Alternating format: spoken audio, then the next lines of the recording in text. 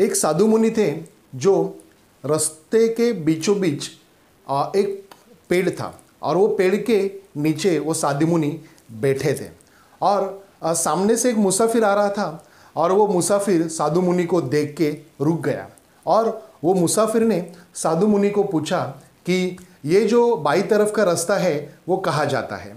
तो साधु मुनि ने जवाब दिया बड़े प्यार से कि तुम्हें कहाँ जाना है। ऐसे कहते हुए साधु मुनि वहाँ पे उनको ध्यान लगाए हुए बैठे थे, लेकिन उसका जी नहीं भरा और उसको क्यूरियोसिटी जी थी, उत्सुकता जो थी वो और भी थी। तो उन्होंने दूसरा क्वेश्चन पूछा, जो मुसाफिर था उसने दूसरा क्वेश्चन पूछा कि ये जो दाहिने बाजू वाला जो रास्ता है वो कौन से दिशा में जाता है, कहाँ जाता है। तो साधु मुनि ने फिर से वही जवाब उसके बदले में दिया और एक आंसर पूछा और वो आंसर था कि तुम्हें कहाँ जाना है। तो मुसाफिर और पजल हो गया और मुसाफिर ने फिर से एक बार उनकी तरफ कंसंट्रेट करते हुए कहा कि मुझे पता नहीं। तो साधु मुनि जी ने एक सिंपल सा सवाल बोल दिया वहाँ पे कि कौन सी भी दिशा में चले जाओ क्या फ़र्क पड़ता है। तो ये जो स्टोरी है ये एक मॉरल स्टोरी है। इसकी वजह से हमको पता चलता है कि कौन सी दिशा में जाना है वो अगर हमको ही नहीं पता है तो किसी भी तरह चले जाइए, किसी भी डायरेक्शन में चले जाइए, क्या फ़र्क पड़ता है। और यही वो साधु मुनि कहना चाहते थे और यही मैं भी कहना चाहता हूँ। नमस्कार, मैं भूषण सोनावणे, वास्तुकार VAASTUKAAR चैनल में आप सभी का तहे दिल से स्वागत करता हूं। जैसे कि हम जानते हैं, हम गए 20 साल से वास्तुशास्त्र, एस्ट्रोलॉजी, टैरोट का reading, Shri Shiv Saurodaya motivational training programme, Lo Shu grid squares and GO Mansi में गए 20 साल से काम कर रहे हैं और इसके ज़रिए हम लोगों ने ऑलरेडी 10,000 से भी लोगों को कंसल्ट किया हुआ है और उनको रिजल्ट भी मिलाए हुए हैं। तो अगर आप भी हमको फॉलो करते हैं, आप हमारी बातें अगर सुनते हैं तो ये रिज़ल्ट आपको भी मिल सकता है। जैसे कि ये वीडियो में हम लोग देखने वाले हैं कि कुछ लोगों की ज़िंदगी जो होती है वो शुरू से ही एकदम लग्जरियस हो जाती है। कुछ लोगों की ज़िंदगी जो होती है वो करियर शुरू से ही सेट हो जाता है और आगे भी सही तरीके से चलते रहता है। लेकिन कुछ लोगों की ज़िंदगी 23 से लेके शुरू होती है at the age of career, फिर भी वो सेटल नहीं हो पाते।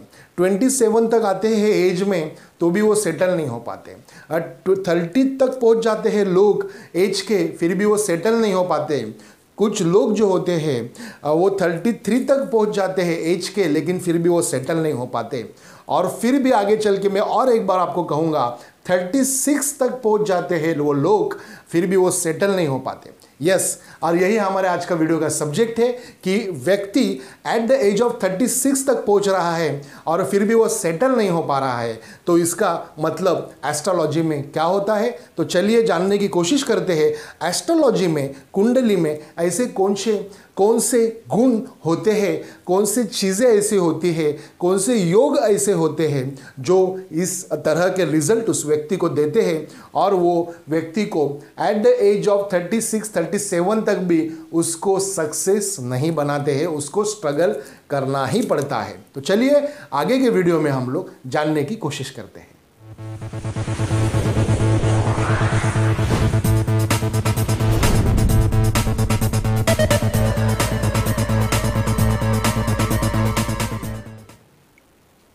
वास्तु करेगा तथास्तु तो जीवन होगा सुखास्तु, ये हमारी टैगलाइन है।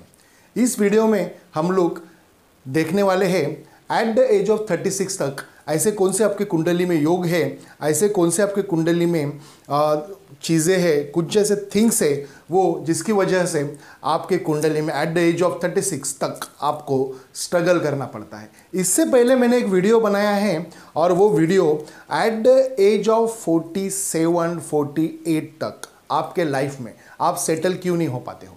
वो वीडियो की जो लिंक है वो मैं इस लिंक बॉक्स में आपको दे दूंगा। जो आई बटन है यहाँ पे, ये आई बटन में मैं आपको ये लिंक आपको दूंगा, उसे भी आप ज़रूर देख लेना। हिंदी में ही वो वीडियो है, जो वीडियो का नाम है एट द एज ऑफ 47 तक आदमी सेटल क्यों नहीं हो पाता। वैसे ही कुछ चीज़ें, कुछ ग्रहों की जो इफ़ेक्ट होता है वो हमारी ज़िंदगी में बहुत ही असरकारक होता है, बहुत ही असरदार होता है। और वो जो ग्रह है जो इस सारी चीज़ों को आपको रुकावटें डाल रहा है, और वो रुकावटें डालने वाला जो ग्रह है वो है सैटर्न। और सैटर्न एक एकमात्र ऐसा ग्रह है जो आपको एट द एज ऑफ 36 तक बहुत ही ज़्यादा तकलीफ देह हो सकता है, और वो आपको बहुत ही ज़्यादा स्ट्रगल करवाता है। हालांकि सैटर्न आपको हम लोग जो कहते हैं एस्ट्रोलॉजी में, उसे कर्म का जो ग्रह होता है वो सैटर्न होता है। वो जो कर्म करता है उसका रिजल्ट आपको डेफिनेटली देगा, लेकिन आपके कुंडली में वैसे योग होते हैं जिस योग के कारण आपको 33, 35, 36, 37 तक स्ट्रगल करना पड़ता है।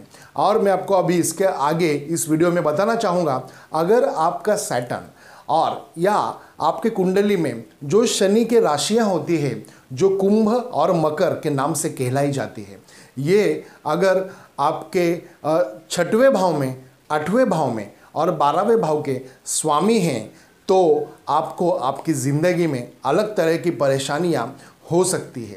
जैसे कि इसका जो स्वामी है शनि, वो शनि अगर अलग अलग घरों में बैठा हुआ है तो वो उस घरों को अलग तरीके से स्लो डाउन कर देता है, अलग तरीके से वो स्लो कर देता है, बहुत ही धीमा कर देता है, बहुत ही धीरे कर देता है, और जिसकी वजह से आपके ज़िंदगी में आपको 33 से लेके 36 तक आप स्ट्रगल करना पड़ता है। इसके लिए आगे चल के मैं ये भी बताऊंगा, कुछ लोगों की कुंडली में यह भी होता है कि उन लोगों के कुंडली में 2.5 साल का ढैया होता है, या 7.5 साढ़े सात ही होती है, जिसे हम लोग पनवती भी बोलते हैं। और आगे चल के हम लोग इसमें बताएंगे कि कुंडली में आपका नक्षत्र स्वामी और स्वामी ये भी अगर 6, 8, 12 इन घरों में अगर होता है तो उसका रिजल्ट आपको वो हिसाब से मिलता है, नकारात्मक मिलता है।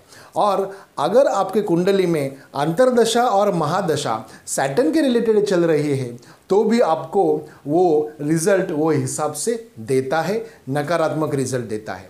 वो कर्म का भोग आपको दिलाता है, और वो कर्म आपको स्लोली करना पड़ेगा। वो स्लोली आपसे करवा के लेता है, और आपका पूरा टाइम जो है वो कर्म में निकल जाता है, और उसके बाद 36 और 37 के बाद आपका एक्चुअली भाग्योदय होता है।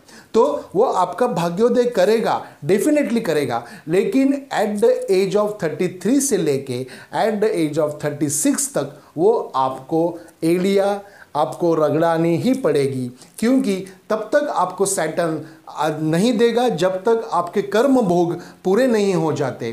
और वो कर्म का देवता है, उसे माना जाता है, और वो है ही।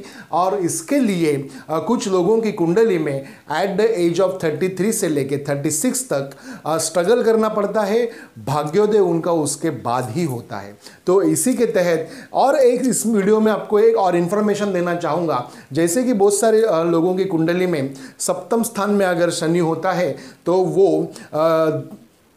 वो किसी अलग तरीके का रिजल्ट उनको देता है, शादी भी देर से करवाता है। जैसे कि कर्म भाव में अगर होता है तो वो अलग तरीके का रिजल्ट देता है। इस तरीके के रिजल्ट्स उसके हमेशा देखने को मिलते हैं।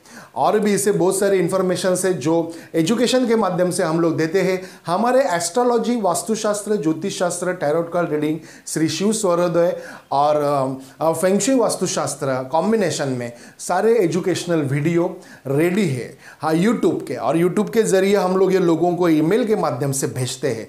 अगर किसी को ये सब्जेक्ट सीखना है तो आप हमें संपर्क कर सकते हैं। हमारे एजुकेशनल वीडियो हम आपको एज ए सेल करके आपको अब देते हैं, और जिसकी वजह से आप अच्छी तरह से प्रैक्टिस भी कर पाएंगे, और उनको हर बार देखते रहने से और हर बार उसकी प्रैक्टिस करने से आप भी वो सब्जेक्ट में सही तरीके से समझ पाएंगे और आगे चल के उनकी तरह प्रैक्टिस भी कर पाएंगे। तो ये थी इस वीडियो की इन्फॉर्मेशन, और ये इन्फॉर्मेशन मैंने आपको जितनी अच्छी ज़्यादा से ज़्यादा मुझे लगी वो मैंने आपको डिलीवर्ड की। ये वीडियो आपको कैसे लगा आप मेरे जो कमेंट बॉक्स में मुझे बताइए। और अगर आपको ऐसे लगता है कि ये वीडियो के अलग सब्जेक्ट्स और भी हो सकते हैं तो वो सब्जेक्ट्स पे हम लोग डेफिनेटली वीडियो बनाएंगे। मुझे कमेंट बॉक्स में आप बताइए। मेरा जो यूट्यूब का वीडियो है, ये यूट्यूब का चैनल है, ये सब्सक्राइब करिए, लाइक करिए, शेयर कीजिए और ज़्यादा से ज़्यादा कमेंट्स मुझे दीजिए। जिसके मोस्ट रिलीवेंट कमेंट्स जिसका होगा उसका मोस्ट रिलीवेंट वीडियो उसके तहत हम लोग बनाएंगे। शायद अगला वीडियो आपने दिए हुए कमेंट्स पे भी हो सकता है। यही जानकारी मैं वास्तुकार VAASTUKAAR के माध्यम से आपको देता हूं और ये वीडियो यहीं पे संपन्न करता हूं। धन्यवाद।